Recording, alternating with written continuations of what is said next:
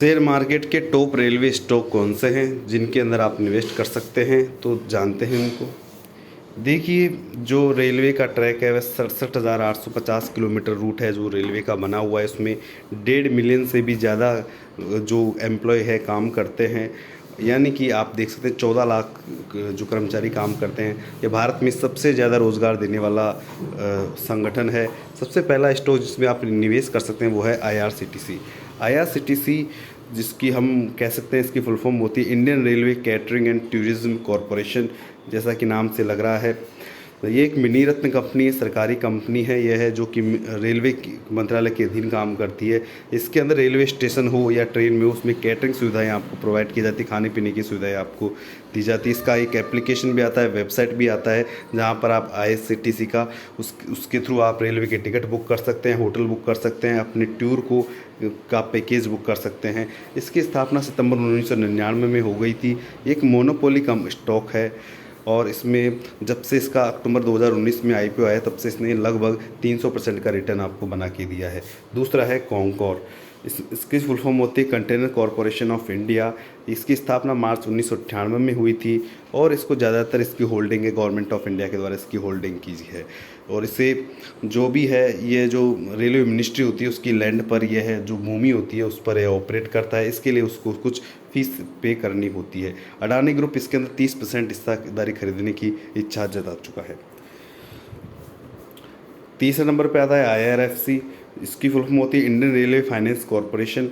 ये कंपनी क्या होती है कि जो रेलवे की होती है वो फाइनेंस का काम देखने का काम करती है। इसका मतलब इसका काम होता है कि यह जो फंड होता है वो उधार पैसा इस रेलवे के लिए लेकर के आती है।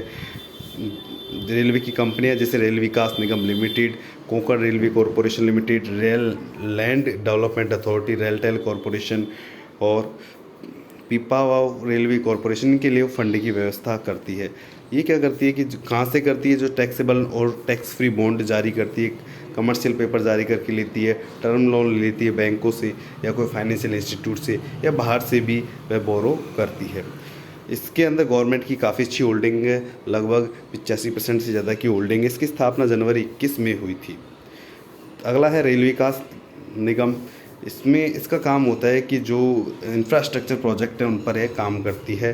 जैसे कि हुआ आपका रेल रोड के ट्रैक हुए, उसका इंस्टॉलेशन हुआ या उनको अपग्रेड करना हो, उनको चेंजेस करना हो, रेलवे में कोई इलेक्ट्रिक का कोई काम हो या फिर कोई पुल बनाना हो या कोई वर्कशॉप बनानी हो या कोई प्रोडक्शन यूनिट बनानी हो या मेट्रो रेल प्रोजेक्ट पर काम करना हो, ये सब काम रेल विकास निगम करता है। इसकी स्थापना 2002 के अंदर हुई थी और ये लगातार अपना प्रॉफिट इसके अंदर दे रहा है।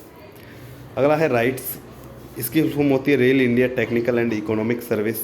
ये गवर्नमेंट की एक कंपनी जिसका काम होता है इंजीनियरिंग के बारे में कंसल्टेंस देता है रेलवे को।